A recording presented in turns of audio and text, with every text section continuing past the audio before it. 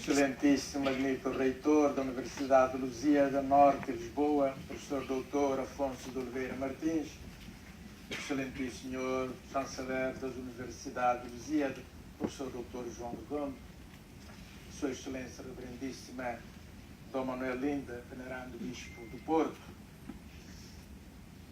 senhor doutor Manuel Lopes Portugal, excelentíssimo senhor embaixador da República Democrática de Timor-Leste em Lisboa, doutora Maria Paixão da Costa, excelentíssimo diretor das faculdades e instituto, reverendíssimo padre João Ramos, digníssimo diretor do Colégio Salesiano do Porto, excelentíssimo representante, chefe das Forças Armadas aqui presente, excelentíssimos senhores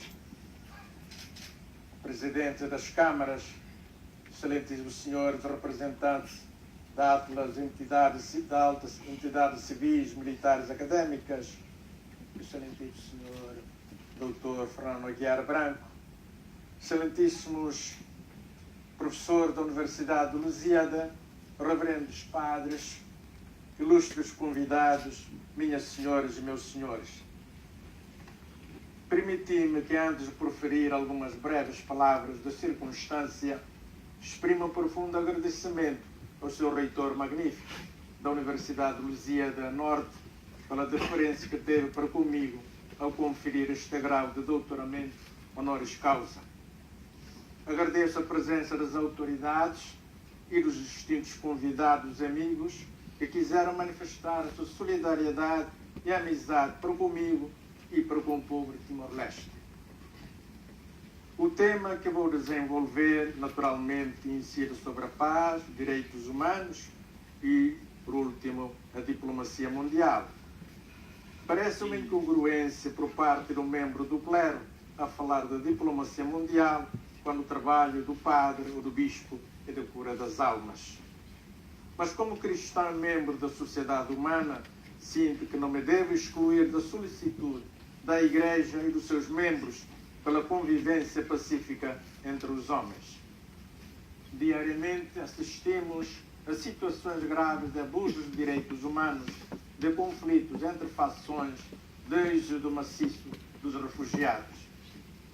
Como recomenda o Concílio Vaticano II, na Constituição Pastoral, Gaudium et Spes, número 77, que eu passo a citar, nestes nossos tempos, em que as dores, angústias derivadas da guerra e da sua ameaça ainda oprimem diariamente os homens, a família humana chegou a uma hora decisiva do seu processo de maturação, progressivamente unificada e por toda a parte mais consciente da própria unidade, não pode levar a cabo a tarefa que lhe incumbe de construir um mundo mais humano para todos os homens, a não ser que todos se orientem com um espírito renovado, a verdadeira paz.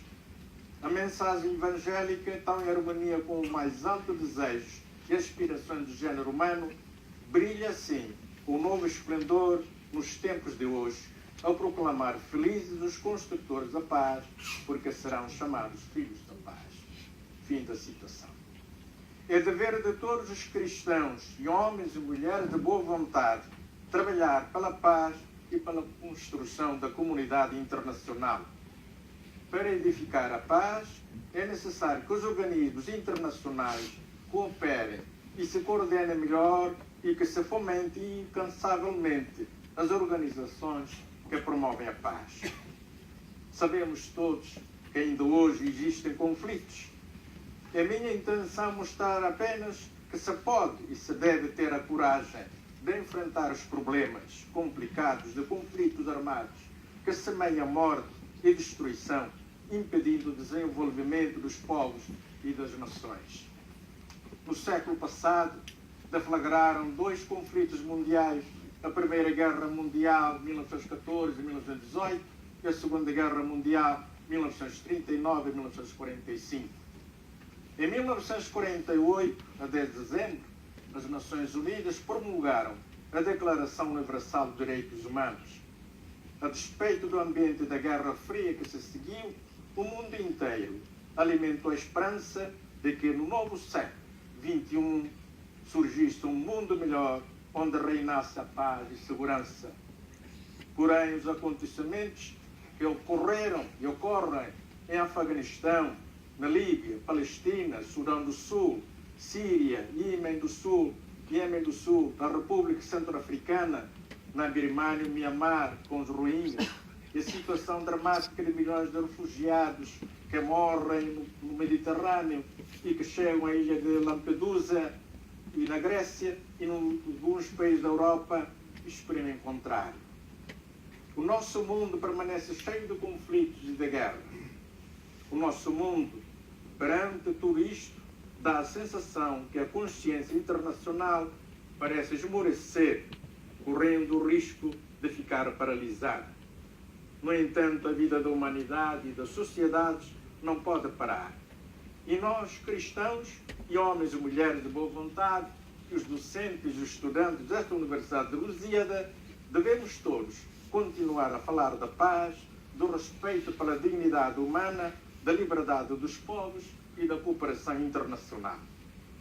Minhas senhoras e meus senhores, a paz, um valor e um dever universais, está fundado sobre a ordem moral da sociedade, a qual, por sua vez, tem as suas raízes no próprio Deus, fonte primária do ser, verdade essencial e bem supremo. A paz é dom divino que nós, os humanos, podemos construir ou deitar a perder. A paz não é simplesmente a ausência da guerra, nem sequer o equilíbrio estável das forças contrárias, como temos vindo a escutar. A paz funda-se numa correta conexão de pessoas humanas e exige a construção de uma ordem na justiça e na caridade. A paz é fruto da justiça entendida em sentido amplo, como o respeito pelo equilíbrio de todas as dimensões da pessoa humana. A paz é fruto também do amor. A justiça compete apenas remover os impedimentos da paz, a ofensa e o dano. A verdadeira paz, porém, constrói-se com a caridade. A falência da paz é a guerra. A guerra, como flagelo que é, jamais se pode encarar como meio idóneo para resolver problemas no interior de uma nação ou entre nações. Nunca o foi e nunca o será, porque uma guerra gera novos conflitos, cada vez mais complexos, compromete o presente e põe em risco o futuro da humanidade. Nada se perde com a paz. Ao invés, tudo se perde com a guerra. Os danos causados por um conflito armado não são apenas de natureza material, são também de natureza moral. A guerra é, em definitivo, o fracasso de qualquer autêntico humanismo. É sempre uma derrota para a humanidade. Perante tão elevado grau de destruição de vidas e de bem-estar, as pessoas constituídas em autoridade, quer nas religiões, quer na comunidade internacional, lançam o apelo: jamais os homens contra outros, jamais a guerra. E, no entanto, as guerras não acabam. É que uma guerra destrutiva para milhões de pessoas torna-se um jogo de diversão para alguns e um negócio chorudo para outros. Sim, as guerras persistem. Se quisermos pôr cobro a tanta destruição e morte, temos de encontrar formas de impedir futuros conflitos que ainda vigoram. Para prevenir os conflitos, é preciso definir as razões que a eles conduzem. Eu apontaria, se me permitem, 4 soluções ou 4 possíveis iniciativas para impedir a guerra. A primeira seria prevenir a guerra pela educação para a paz. Deve-se iniciar este processo, começando na família e continuando na escola e até a universidade. Cada Estado verdadeiramente amante da paz tem de insistir na formação dos seus cidadãos para a paz. Esta educação deve fazer parte da formação das Forças Armadas de cada país. Graças a Deus, o sistema também em Portugal que as Forças Armadas são enviadas para a Bósnia, ou para Afeganistão, para Timor-Leste, ou para a República Centro-Africana, é para manter a paz. E por isso tornam-se as Forças Armadas, tornam-se elementos da paz e da pacificação. Pois, infelizmente, em muitos lugares as Forças Armadas são para a guerra e podem tornar-se, de facto, destrutivas. Uma segunda iniciativa seria aplicar a justiça. Para trás de cada conflito pode-se notar facilmente uma drástica negação da justiça. A exigência de justiça aumenta no mundo atual e a resposta a tal exigência ou não chega ou chega lentamente.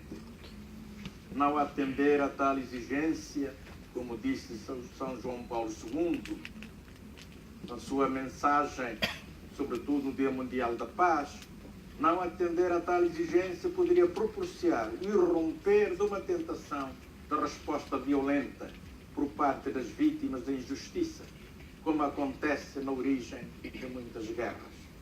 As populações excluídas da partilha equitativa dos bens destinados originariamente a todos poderiam perguntar-se por que não responder com violência a quantos são os primeiros a tratar-nos com violência. Tal situação verifica-se não só no âmbito mundial, mas também na vida social de cada país. Há aqueles, os que possuem muito, que não conseguem verdadeiramente ser, entre aspas, porque devido a uma inversão de hierarquia de valores, estão impedidos pelo culto do ter, entre aspas. E há aqueles, os muitos que possuem pouco ou nada, que não conseguem realizar a sua vocação humana fundamental, porque estão privados dos bens indispensáveis. Minhas senhoras e meus senhores, a injustiça nasce da falta de respeito pela dignidade da pessoa humana e pelo desprezo dos seus direitos fundamentais.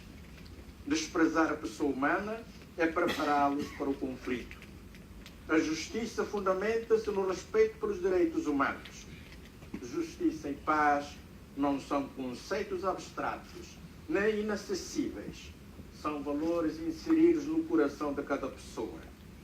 Como património comum, indivíduos, comunidades, nações e todos somos chamados a viver em justiça e trabalhar para a paz. Ninguém pode ficar isento disso. Quando a promoção da dignidade da pessoa é o princípio orientador que nos inspira, quando a busca do bem comum constitui empenho predominante, estão a ser colocados alicerces sólidos e duradouros para a educação da paz, para a edificação da paz. Ao contrário, quando os direitos humanos são ignorados ou desprezados, quando a procura de interesses particulares prevalece injustamente sobre o bem comum, então está-se a semear os germes da instabilidade, da revolta e da violência. O terceiro princípio seria o princípio de combater o terrorismo, coisa muito atual nos nossos dias.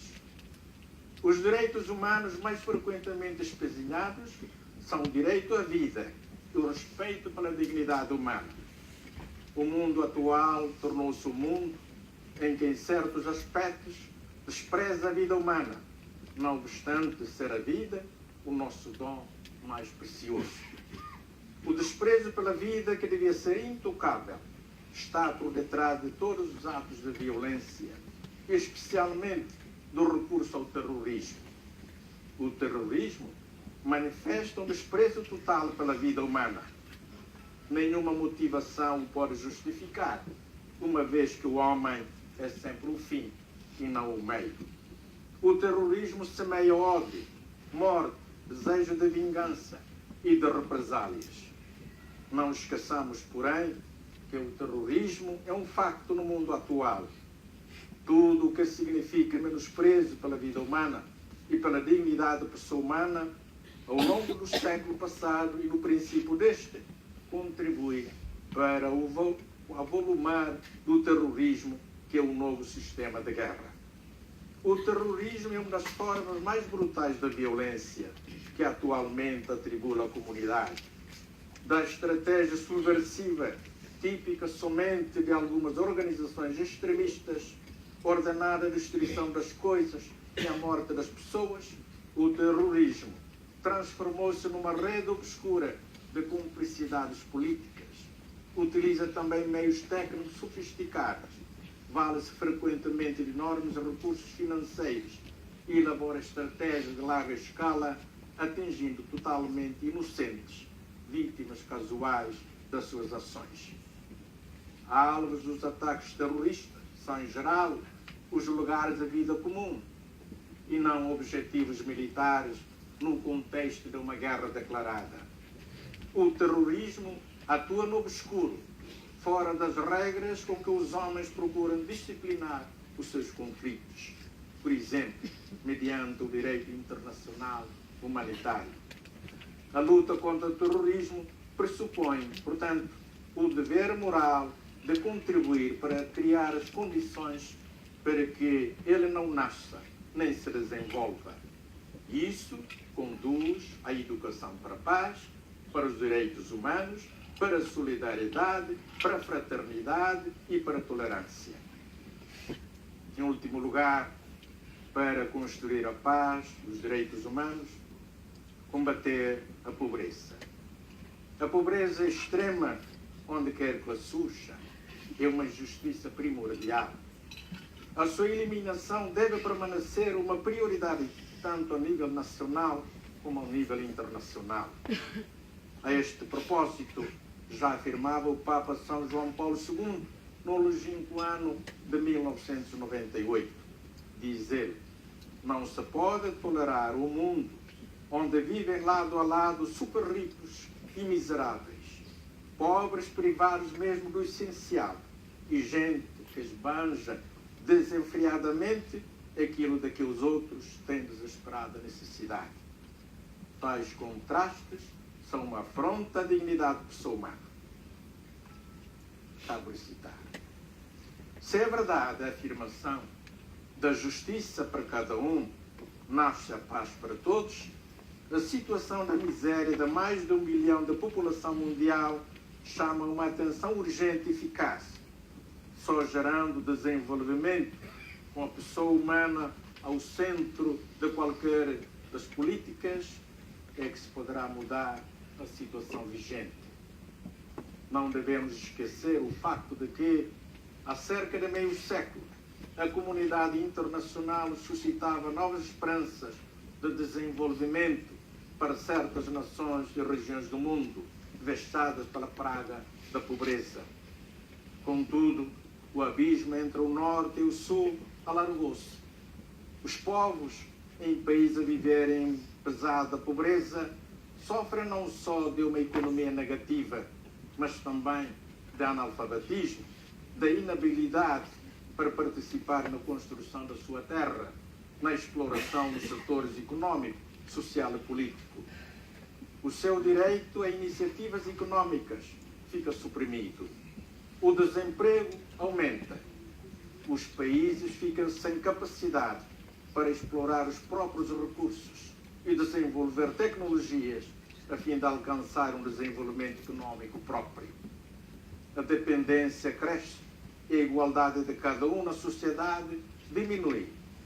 Gradualmente, um partido político usurpa o papel de guia, tornando os indivíduos meros objetos. Os direitos humanos passam a ser espezinhados. O subdesenvolvimento causa tensões internas no país, criando assim, pouco a pouco, situações de conflito. Minhas senhoras e meus senhores, no princípio deste milénio, as Nações Unidas lançaram uma campanha visando eliminar a pobreza absoluta até o ano de 2015. E passados já 3 anos, a nosso parecer, parece que o programa ficou em grande parte por dar resposta aos verdadeiros ideais contidos nessa carta. Continua a haver no mundo gente mais rica e gente mais pobre. Auguramos que os primeiros passos que se deram no sentido de erradicar a pobreza possam produzir frutos. Pensamos nós que a paz no mundo depende do desenvolvimento de todos e não só de alguns. É que a paz é indivisível. Quer dizer, ela é de todos e não é de ninguém.